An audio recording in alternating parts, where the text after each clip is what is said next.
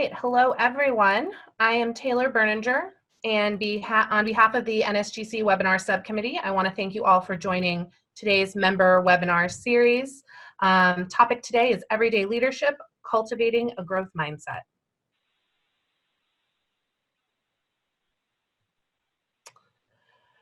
So just a few housekeeping reminders as we get started today. We do encourage attendees to ask questions throughout the webinar. However, as a courtesy to the presenters, all attendees have been muted. Therefore, if you have a question, please utilize the Zoom chat box to type any questions. Those questions will be read aloud at the end of the webinar, and we'll respond to them at that time.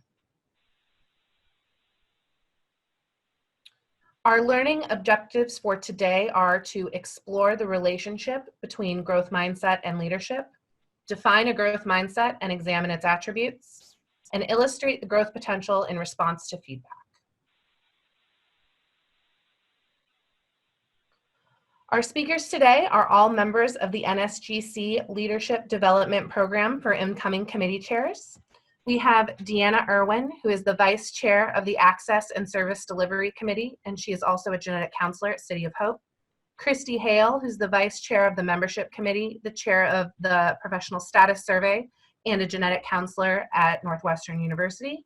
And me, Taylor Berninger, I'm the Vice Chair of the Education Committee, a genetic counselor at UC San Diego Health, and the Assistant Program Director of the Augustana Sanford Genetic Counseling Program. So to start off today, we want to get a feel and a gauge of how our participants are viewing leadership. So we're going to start off with a poll.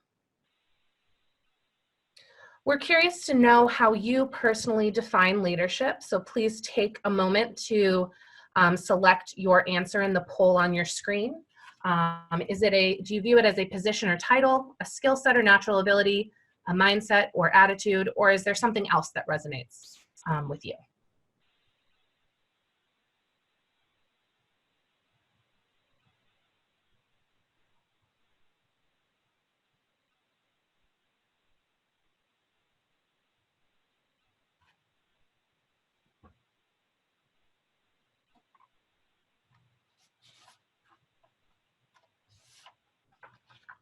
All right, excellent.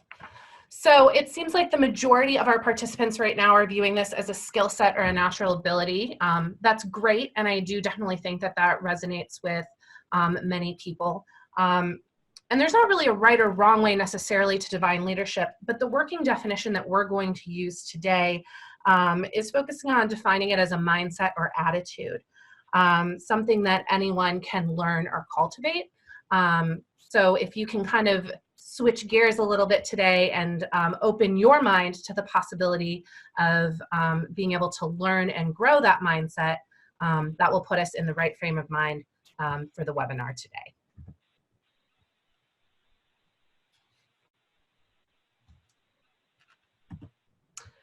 All right, so metaphorically speaking, you can equate leadership tools or skills to hiking gear, just for a little bit of a compare and contrast here.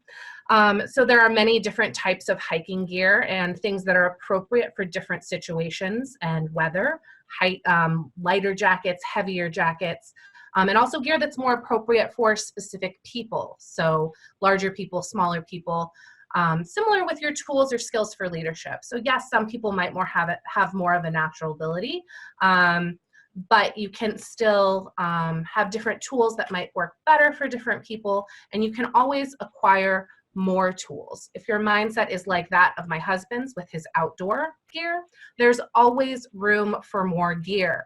No matter where you're at in your leadership journey, you can always upgrade your tools, get new gear, and refine your practice. And again, that's how we're going to be defining and shaping that today.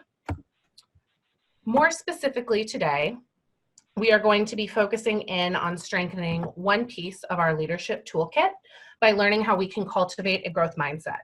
This is one of the most versatile tools that can be used in many different situations. So we hope that you guys will enjoy learning about that today. I'm going to pass it over to Deanna, who is going to help us define a growth mindset. So fresh out of graduate school, one of the postings I applied for gave me an opportunity to be the main GC for a busy clinic. So in the abstract, that seemed like a great idea. But when I was actually offered the position, I had this reaction.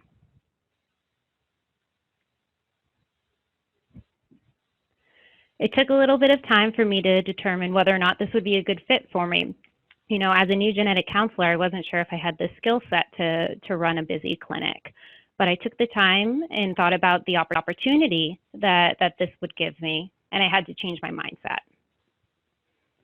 So the focus of the growth mindset is to really reduce the tyranny of the fear of failure, and which can limit our ability to grow, and to focus on embracing life's challenges as opportunities. So while it's perfectly natural to be resistant or concerned when a challenge presents itself, by understanding and introducing the growth mindset, hopefully it'll help you catch yourself when you're shifting into a fixed mindset, which we will also discuss in contrast. So while there are many things that we cannot change, we'll work on changing our perspective in this particular talk. So Carol Dweck, she is the main researcher in the growth mindset, and she has this definition, which is freely available on her website. She also has a book with some additional resources that we will be citing at the end of our talk. But the growth mindset is focused on effort. So talent is just a starting point. Talent can be developed through dedication and hard work. And while effort is extremely important, it is not the only determinant and the only aspect of success. And the growth mindset also doesn't mean that everything that can be changed should be changed. And one of the highlights of the growth mindset is that it creates a love of learning and the ability to be resilient whenever there are challenges that may come your way. So the growth mindset allows people to love what they're doing. Sometimes greatness is about overcoming insurmountable adversity. Sometimes it's just fun.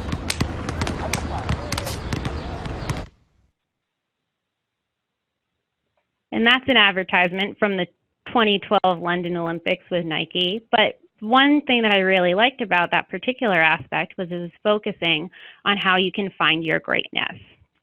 So your greatness is whatever aspect that you like. If you might think of something that you recently improved on, what did you enjoy about that experience? Did you enjoy the challenge? Did you enjoy the process when you were moving forward? So the growth mindset focuses on doing what you love and allowing yourself to see where it leads. And success is defined by whenever you know that you've given it your all in your opportunity.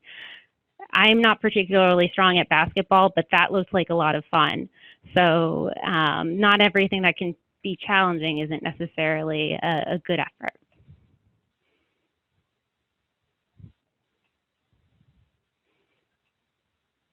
So the growth mindset is often contrasted with the fixed mindset. And while the growth mindset creates a fertile ground for self-development, the fixed mindset really believes that traits are innate and really a skill set. And we are seeing some of that when we took our poll today, where most of us define leadership as a natural skill and ability. But if you shift that into the growth mindset, you can hear that your effort and attitude determine everything, in contrast to the fixed mindset perspective, where abilities might determine everything. So while it is perfectly natural to be sometimes in the fixed mindset, sometimes being in the growth mindset would be more beneficial for changing or modifying a situation. So it's important to recognize the triggers that might set you into a fixed mindset. So that way, if you're looking to grow and develop, you can focus your efforts on going into the growth mindset. One of the phrases that stuck out to me most when looking at this particular diagram is, when I fail, I learn, versus when I fail, I'm no good. And that's really the crux of the fixed mindset. So right now, we'd like you to take an opportunity to think of a challenge that you've recently encountered in either your personal or your professional life.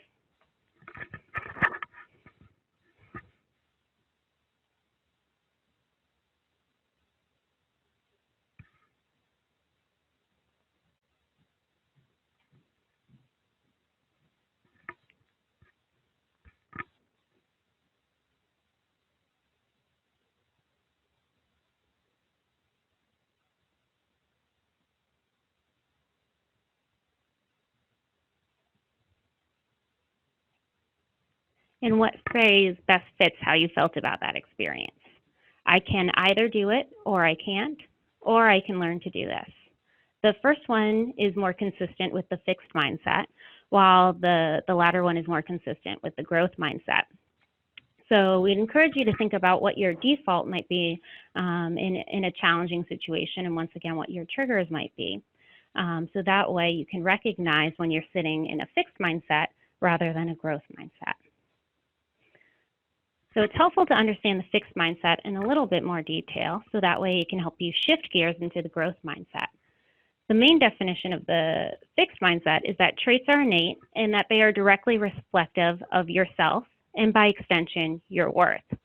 So if you have a failure or a setback, that is directly reflective of you. If you get a question wrong, it's not because you didn't study or learn, it's because you're just not smart.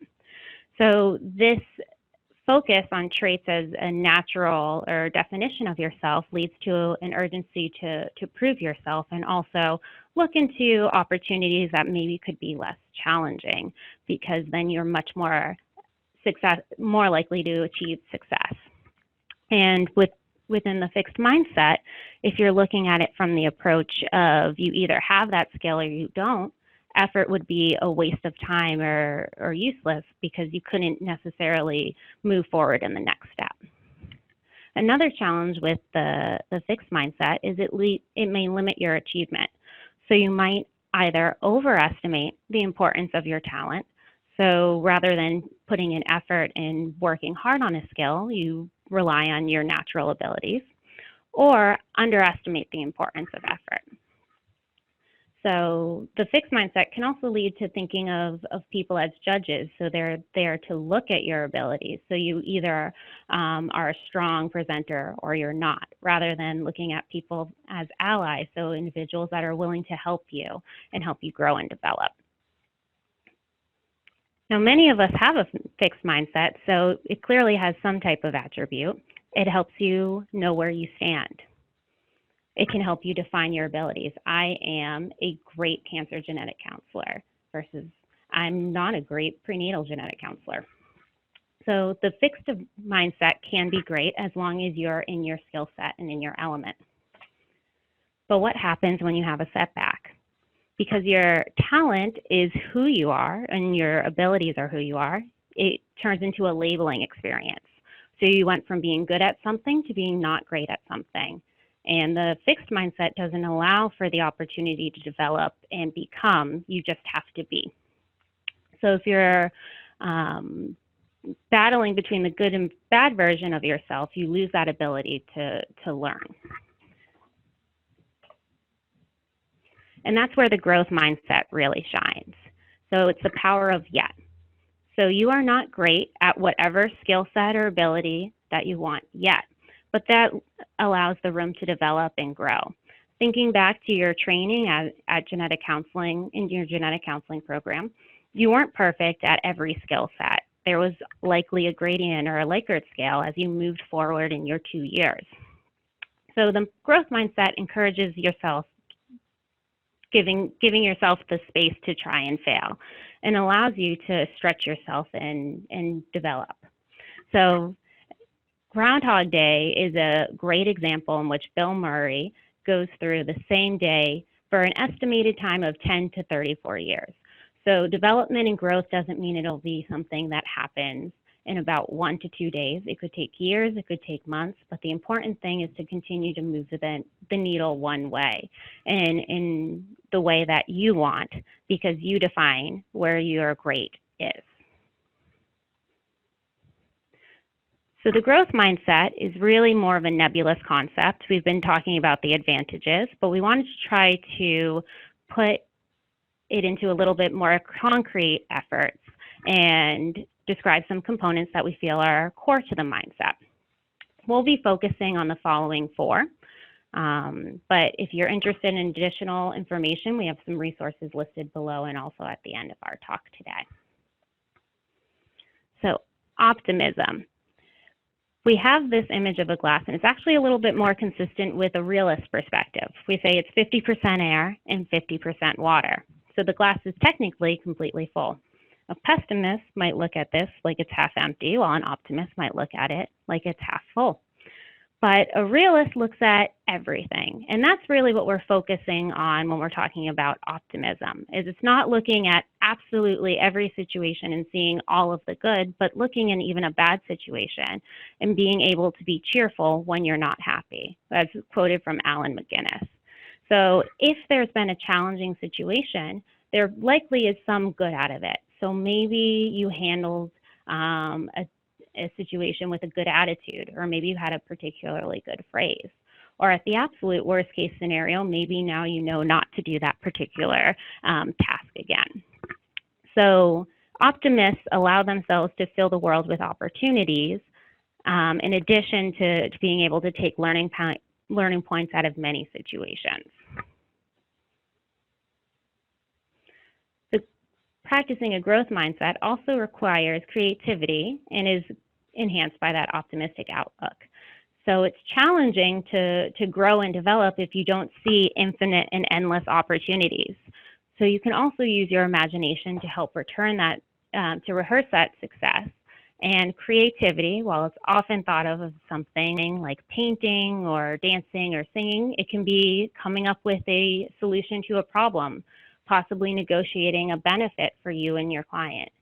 So trying to make people stop and say, you've never seen anything like that before.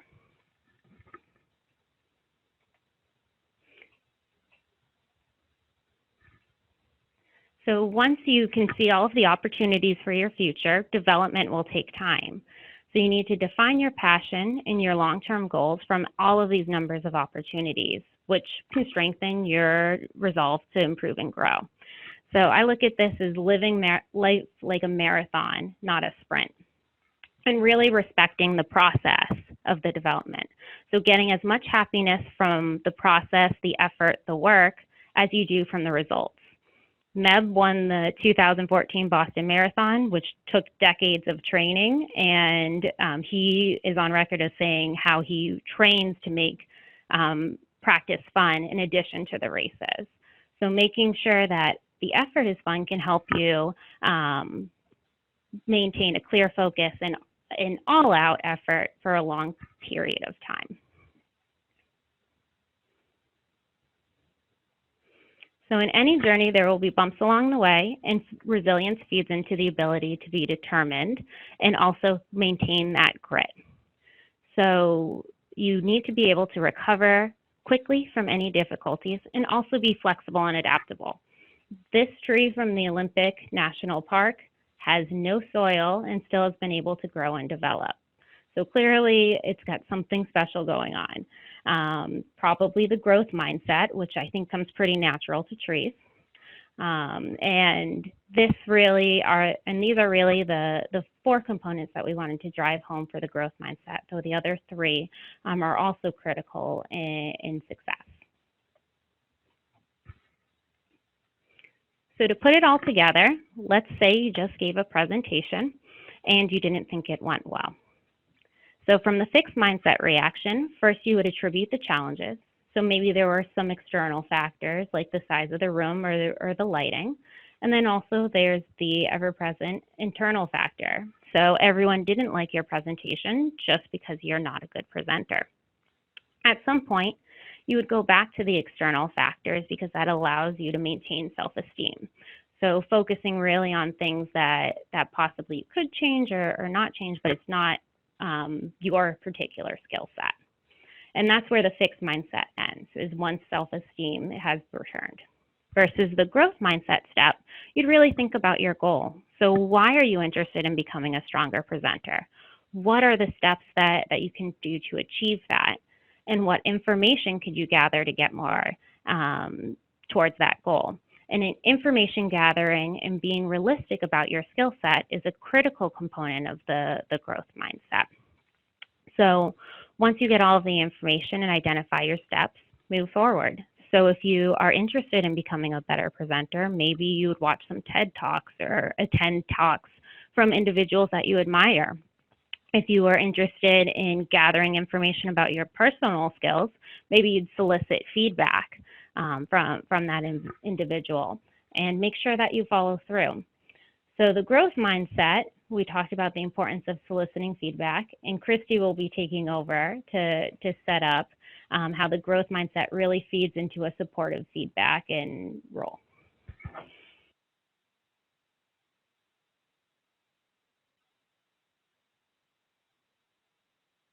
All right, thank you, Deanna. So one specific area where the growth mindset can be particularly helpful is in our response to feedback. We constantly receive feedback from those around us, our colleagues, patients, managers, friends, and family. It can be given to us formally, maybe an annual evaluation, a patient survey, a work meeting, or it could be given to us informally, a quick email or an offhand comment. There are also different types of feedback. Appreciation, evaluation, and coaching are 3 kinds. I think we're all pretty familiar with each. For example, appreciation is your manager thanking your department for your great patient satisfaction scores. Evaluation would be your manager explaining where your patient satisfaction scores rank compared to the rest of your institution. Appreciation and evaluation are fixed statements, but coaching goes further in providing suggestions for how to change or grow. For example, if we stick with our same scenario, coaching is your manager offering suggestions for how to improve your patient satisfaction scores even more. Coaching is important to the growth mindset, and I'll come back to this concept. We can have different responses to feedback. Sometimes we internalize it without skipping a beat, while other times we stop in our tracks, we get defensive, we reject it completely. And there are many factors that play into how we react to feedback. It could depend on how accurate we believe it is, or even who delivered the feedback. Maybe you have previous experiences with the person providing the feedback, and those experiences are now coloring your perception. It could depend on how or where the feedback was delivered. Maybe you're upset that the feedback was given to you publicly instead of privately. And our response can also depend on how much it challenges our identity or our internal beliefs about ourselves. Maybe you consider yourself a very dependable person, but you've received feedback that you recently dropped the ball. The feedback goes against who you think you are, and that can be the hardest kind of feedback to hear. A lot of time and energy is spent teaching people how to deliver feedback in a considerate and effective way. And while this is also important, we are not focusing on that today. We cannot control how feedback is given to us, but we can control our reaction to it. And this is where the growth mindset comes in. Feedback presents an opportunity to learn something and try new things, but many of us dread it. However, if you change your attitude about receiving feedback, you might actually start to look forward to it.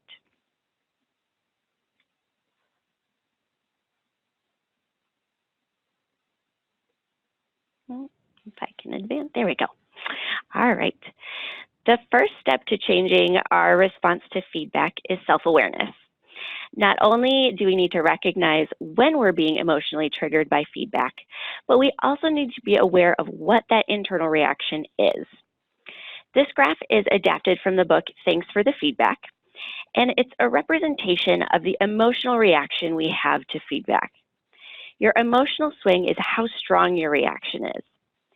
If you typically have a pretty significant emotional response to feedback, you have a large swing. Sustain refers to how long your emotional high, either positive or negative, lasts. And recovery is how quickly you return to your baseline. There are 4 combinations of sustain and recovery responses, depending on how you react to both positive and negative feedback. If you have a long emotional high from positive feedback and recover quickly from negative feedback, likely you're the type of person who loves getting feedback. There's little emotional risk involved, and the payout of positive feedback is huge. However, if you have a brief emotional high from positive feedback and recover quickly from negative feedback, you're likely indifferent to receiving feedback. You don't have a very impactful emotional response to it one way or the other. I'm going to give you a couple of seconds to find where you fall, which category you belong to.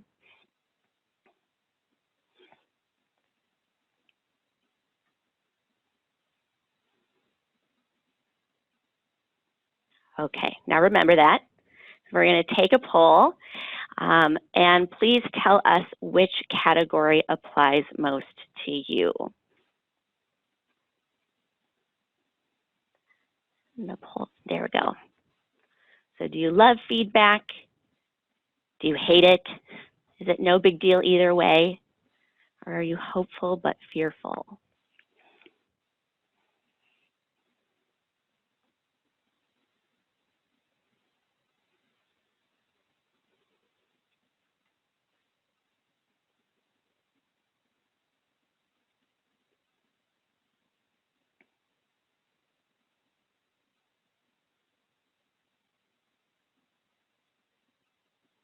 All right. Different responses, but a lot of people in the hopeful but fearful. It's definitely the category I'd say I probably started my career in, loving positive feedback, but being so nervous to get an evaluation because I took negative feedback so personally. So I'd be scared that I was going to get negative feedback. Over time, though, I've definitely moved more into the I love feedback camp. Of course, I still have my moments, but it takes practice. So the purpose of this exercise is to see where you fall on the spectrum, and also to see that we all do react differently. The growth mindset can help you manage your internal reaction to feedback. And I want to be clear here that this is about our internal response. I think that for the sake of professionalism, we all try, although maybe not always successfully, to outwardly remain neutral when we're receiving critical feedback. But if inside your head, your internal voice is screaming, "That's not true," or "What do you know?" you're not truly hearing this feedback and you won't be able to consider it. There are certain actions you can take to try to modify your internal reaction. For example, meditation, yoga, therapy can all help you increase your baseline so that your emotional swing isn't so great and you can recover more quickly from negative feedback. You can also monitor your reaction by scoring how well you receive critical feedback. This is called a second score. Organizational psychologist Adam Grant talks about this a lot and has a great podcast called Work Life. And he has an episode on learning to enjoy receiving negative feedback. The second score is a grade for how well you received a piece of critical feedback. Reflect on your internal and external response to the feedback and give yourself a score on how you did. With the growth mindset, you'll strive to improve this score over time.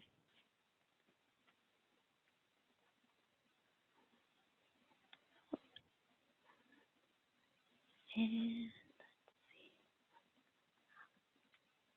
here we go. Another way to change your response to feedback is to get yourself in a different frame of mind.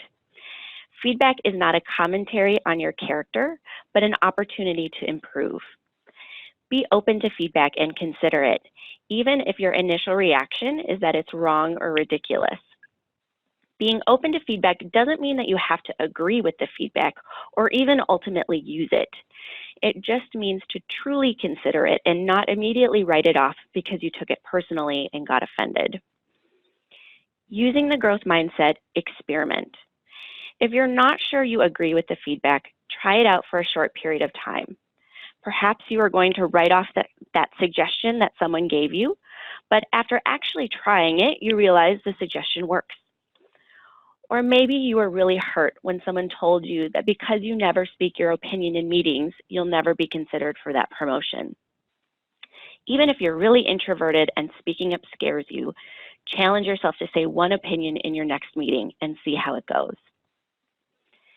You might also ask for an outside opinion to see if somebody else agrees with the feedback. Maybe it's falling in one of your blind spots. We can't always see ourselves and our actions in the same way that others do. If a colleague told you that you got pretty heated in that meeting you had earlier, but maybe you believe you were just standing up for yourself, ask someone else who is there to see their perspective. The trick here, though, is to be genuine and ask for honesty. You don't want to ask somebody else for the sole purpose of getting them to side with you. Another reason that it can be helpful to get another opinion is that we tend to panic when we receive critical feedback and overemphasize its significance. For instance, your boss tells you that your performance has fallen off this year, and you automatically assume that you're going to be fired. Asking somebody else's opinion can help you keep it in perspective and keep the big picture in mind. Another way to use a growth mindset is to reframe the feedback. If you were given feedback that was just an evaluation and doesn't contain any suggestions for how to improve or change, create your own and coach yourself to change. Coaching feedback is not only actionable, but it is also less likely to trigger as strong of an emotional response. Being open to feedback also means truly understanding the feedback. Many times we assume what the other person means or intends, but this assumption might not always be correct. There are plenty of opportunities for miscommunications and misperceptions, both from the person giving the feedback as well as the person receiving the feedback. Asking questions also gives you an opportunity to delay your emotional response. Inserting a pause can help delay and, over time, hopefully prevent your knee-jerk response. Genuine curiosity can help you gather all of the facts first. Don't jump to conclusions, get more information. Perhaps you don't agree with someone's assessment of that presentation you gave. An example response could be, "Thank you for that feedback. I want to make sure I understand what you're saying first so that I can truly take it into consideration. Can you tell me more specifically what areas of my presentation could use improvement?" Asking more questions to find out how and why they believe your work fell short. Maybe they took a public speaking course that is informing their opinion and they have insights that could be very valuable for you to learn.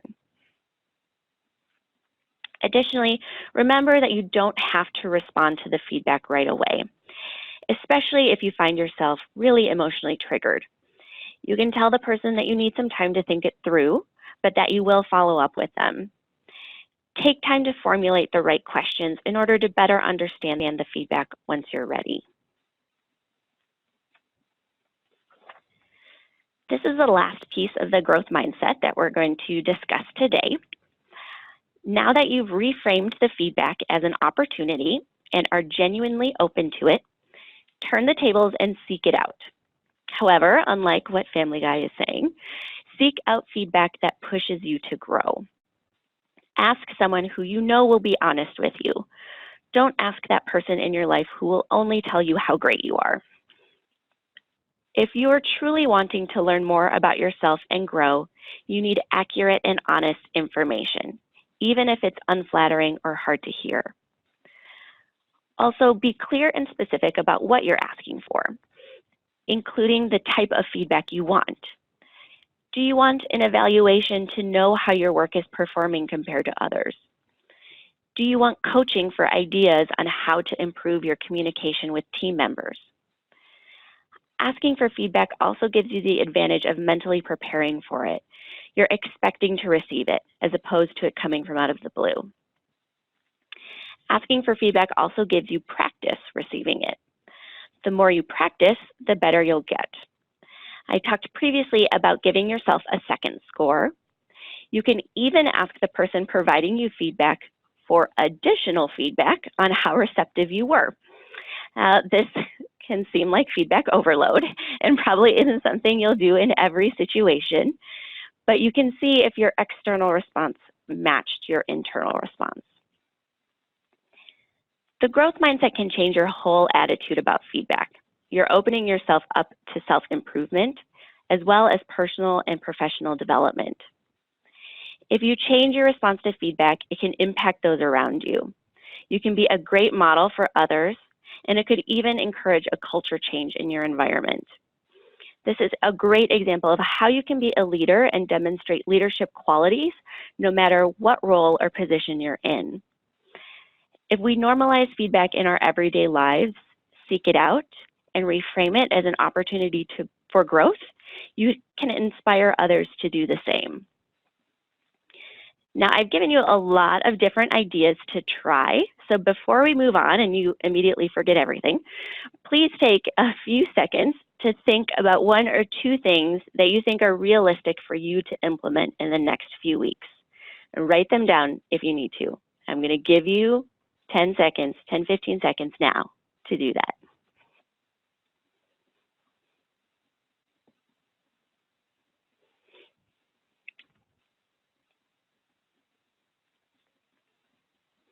All right, now that you've all coached yourself to change, I'm going to turn it back over to Taylor to wrap things up.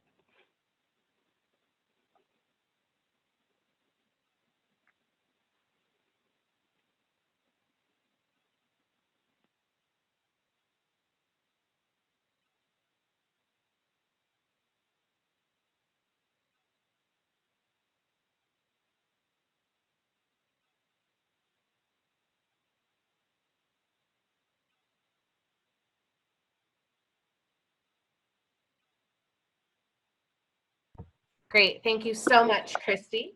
Hopefully most everyone was able to write down a tangible next step.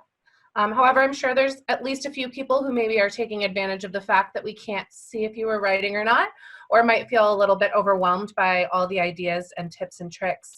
So one thing I want to challenge everyone to think about, regardless of if you did come up with a tangible action or not, is to kind of take notice of your day-to-day tasks and routines, and what mindset that you're in as you're going through them. Are you in a fixed mindset when you're answering that email? Are you using a growth mindset? And just take stock. You don't necessarily have to do anything differently at this point, but just notice that. And then maybe from there, start to look for opportunities when you might be able to swap a fixed mindset for a growth mindset to challenge yourself. Hopefully throughout this presentation, you've realized that a fixed mindset is not necessarily a bad thing. It's extremely useful. If you have a to-do list that you need to get things crossed off of, the fixed mindset is your best friend to get through that. But at some point, hopefully you can find an opportunity to ask yourself if the right things are on that to-do list, and if there's anything that you can challenge yourself to add or change to grow yourself, your team, or the people around you.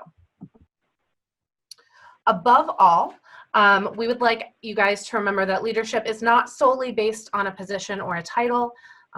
Again, this is a mindset and an attitude that anyone can cultivate, and you can do it. You guys can all be leaders as long as you have the desire to grow in that direction.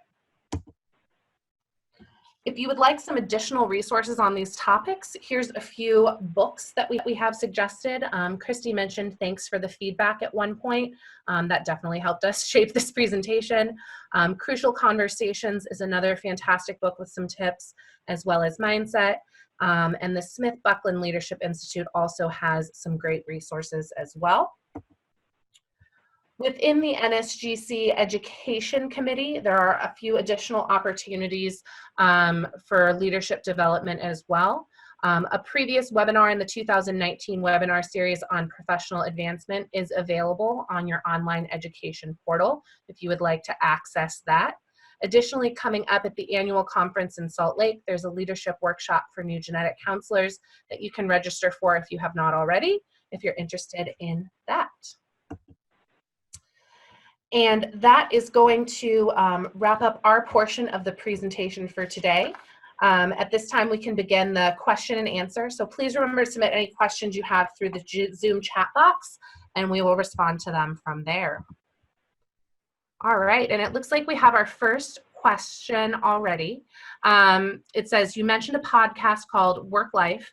Could you mention the name of the podcaster again? A quick search got too many results. Thanks. Absolutely, yes. I apologize that it wasn't on our research or our resources. His name is Adam Grant, G-R-A-N-T. And I just got asked to flip back to the slide with the books. So there we go for that, for people that need to see that a little bit better and write those down. Sorry if I flew through that quite quickly. Good. I'll leave that up while we take more questions.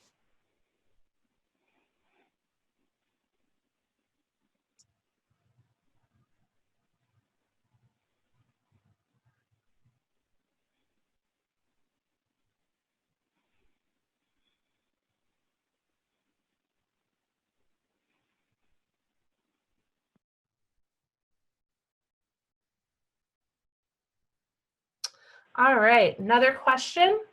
What do you find the most challenging in putting this advice into practice? I'll go ahead and start with that, and then Deanna and Christy can jump in and give their input as well. I think mine actually goes back to the challenge that I gave to everyone else, to kind of find the opportunity to put something into practice. For me, a lot of times it can seem easy to make a list of these great ideas and things I want to do, but then I don't necessarily take the next step of finding the place to put them or finding the opportunity to use the new skills. It can, again, be really easy just to go through your day-to-day as you've been doing it, especially if you're busy and you have a lot of stuff to get done. So that's one of the reasons that I gave you guys all that challenge, to kind of notice how you're approaching things and really be mindful and looking for opportunities. Christy, Deanna, anything else on that? Yeah, I would just agree with that. I think that for me, it's pausing and recognizing that opportunity. I think that life just gets so crazy and hectic sometimes that you're just moving from one thing or the other and not really reflecting on what just happened, or that piece of feedback that you received, or that opportunity for growth. And so I think for me, it's always just reminding myself to kind of stop and take a minute, maybe do some headspace, meditate, and really reflect on what has been happening, so that I can really think about it and think about opportunities that have presented themselves. Great. Another question, any suggestions to assist those of us with true anxiety disorder? I find myself fighting my anxiety more than anything, fighting imposter syndrome, for example.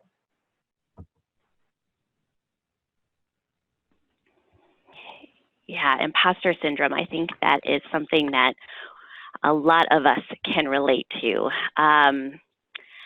I think for me personally, and I guess I don't have any anything targeted specifically for anxiety disorders, but I think for me personally with imposter syndrome, what's helpful is to have just some good support people in your life that are great sounding boards that can help put things into perspective, help push you, help encourage you to grow, and encourage you to know that you can do something. So sometimes we, kind of spiral in self-doubt. And so for me, I think it's those support people that help keep things into perspective for me. Great. Any insight about thoughts for individuals who are motivated and hardworking, but do not necessarily desire leadership roles? Do you feel it's important for every person to seek out a leadership role? I'm going to respond to that with 100% absolutely not. I think that's part of the way that we are trying to expand the thought about leadership with part of this presentation. I don't think that you have to have a position or a title to be a leader. And I don't think that a lot of people who are displaying leadership qualities or employing things like the growth mindset in their day-to-day life probably don't define themselves as a leader, and that's okay. I think that it's still really important to think about leadership skills and how you can grow and develop and support yourself and others and not, again, really define that by a title. There's ways that you can work within your organization to help promote yourselves and each other without necessarily defining yourself as a leader or necessarily even being defined that way by others. Anything else to add on that one, Christy or Deanna? I would just say that the growth mindset really isn't about leadership. It is something that certainly is a component of successful leaders, but it's more about a way that you can continue to improve and develop yourself. So when you're talking about being motivated and hardworking, that's exhibiting the growth mindset. And that's really the goal of this talk is to help people improve and work on their own goals and kind of set some mindset up for success. So I kind of look at everyone as a leader in different capacities, and being a leader is being your best and encouraging other people to be their best. That's great insight. So how much of this should be on our own versus facilitated by employers or maybe taught in graduate programs? I think that's a great question. And I think that's a hard one to standardize. I think as we have maybe all experienced, hopefully not everyone, but sometimes it's hard to control the type of development that you're given by your employer or support in these aspects, which is one of the reasons I think a growth mindset can be so helpful to individuals to hopefully empower you to seek out these opportunities. It's certainly not a bad thing to start to integrate into graduate programs and to help teach people throughout the field, but I think some of us are lucky to have leadership development, training, opportunities for professional development and support, but sometimes that does need to come from within. I think it just depends on your situation. Any tips or cues to get in good habits of taking a pause when receiving feedback? Ooh, taking a pause, it's hard. It takes a lot of practice. I think, the first step is even just remembering that you need to pause, because I think that, we do have such a knee-jerk emotional response when we hear things. And so even recognizing the fact of, oh, wait, I should actually pause first. That is so hard. And it really does take practice. It may start with just deep breath, and that might be your pause. But I think that asking questions can help distract you for a minute and help you take that pause. The trick, again, is to ask those questions in a tone that's not defensive or, getting angry or upset or things like that. But I think a deep breath and just asking some objective questions can help you take that pause. Do you have any suggestions on how to deal with colleagues that don't let you grow or ignore your efforts to improve?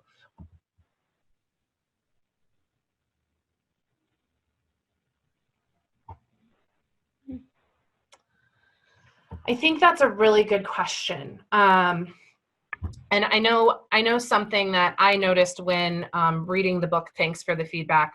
What's interesting about that book is it really focuses on how you can frame yourself to take feedback, but kind of in the process, you start reflecting on how you can better give feedback to others.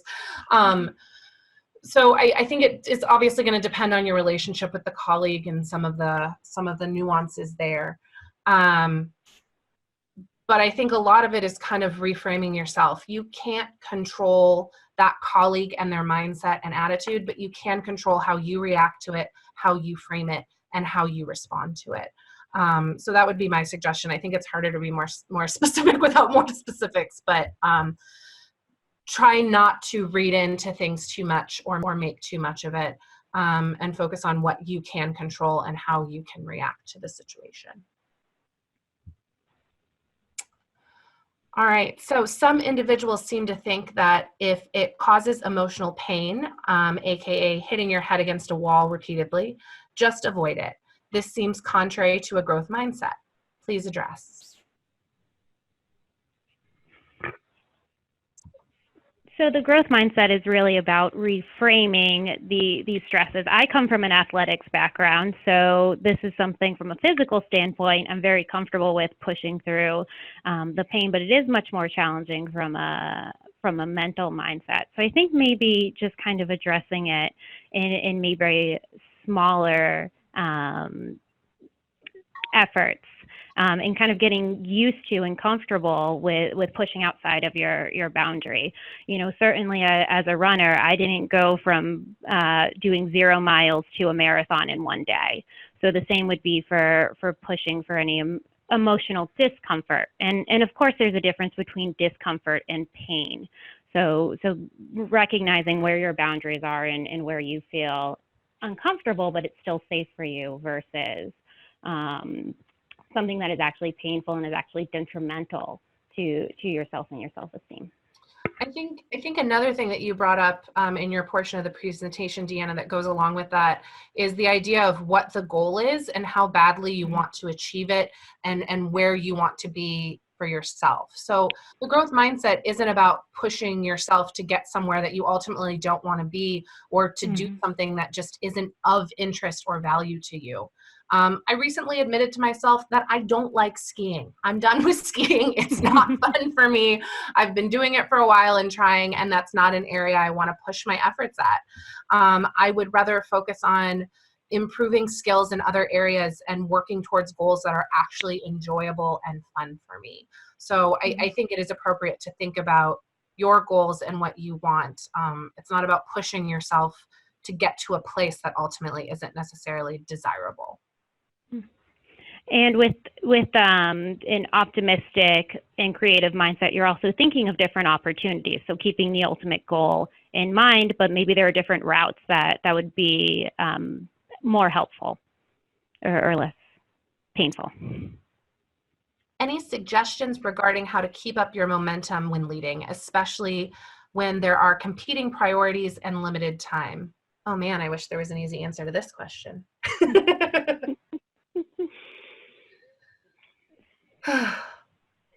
Yeah, I think it's absolutely a challenge. Yeah, I think again for me, it's just taking time to stop and be present and recognize. I guess maybe just be intentional about what I'm doing and my actions. And it's hard when you're so busy and you're going from thing to thing to thing to thing.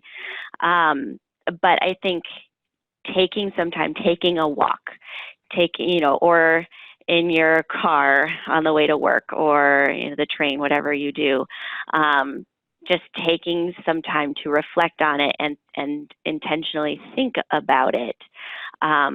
So that when you are busy and going from thing to thing, that hopefully you're implementing some of those strategies. And Taylor made a great point when talking about, setting a mind or setting a goal. So determination, and if people are interested in the concept of grit, that's been worked on significantly by Angela Duckworth. There are some TED Talks that are available on that. But knowing what your goals are helps kind of the distractions fall away. So if you know what your main priority is, that makes it a little bit easier to focus on. Yeah, I think that's a good point. Kind of breaking it down into manageable pieces. Don't try to do everything all at once, but work on one thing at a time. So we had another question just clarifying on the resources at the end, asking if it was this book slide or any other links. This slide with the 3 books and the Smith-Buckland Leadership Institute link are our main resources. But again, there were those two other NSGC education opportunities for kind of furthering leadership and professional development from there. And those can both be accessed on the website, either through the online education portal or more information about the leadership workshop can be found in the information for the this year's AC. And the 7 components of the growth mindset, that was pulled from an article and the citation was on the slides. Quick question about the Smith-Buckland Leadership Program seeming financially out of reach for most of us. Sure, I would agree with that. I think there are still some tools on the website that you can access and use from. I actually don't know of any other specific online leadership programs that I would recommend at this time. Christy and Deanna, do you know of any? No programs, but I'm a big fan of the TED Talks. Yes. You know, Angela Duckworth has some TED Talks. Her research is in grit. Carol Dweck, who is the researcher in mindset and the growth mindset, has several TED Talks. And usually I just kind of follow the trail wherever that leads. Yeah, and like I said, also Adam Grant has that Work Life podcast. Right. It's a series on some leadership attributes too. I believe there's also now a leadership and management SIG within NSGC that you could consider joining if you wanted more opportunities or connection with like-minded people in that vein. All right. Well, if there are no other questions, we can go ahead and wrap it up. This will conclude today's member webinar. On behalf of NSGC, the NSGC Webinar Subcommittee, and the Vice Chair Leadership Development Program, I want to thank you all for attending this webinar, and also thank Christy and Deanna for sharing their expertise with us today. The webinar recording will be posted on the webinar page of the NSGC website within 48 hours. Have a great day, everyone, and thanks again for joining us.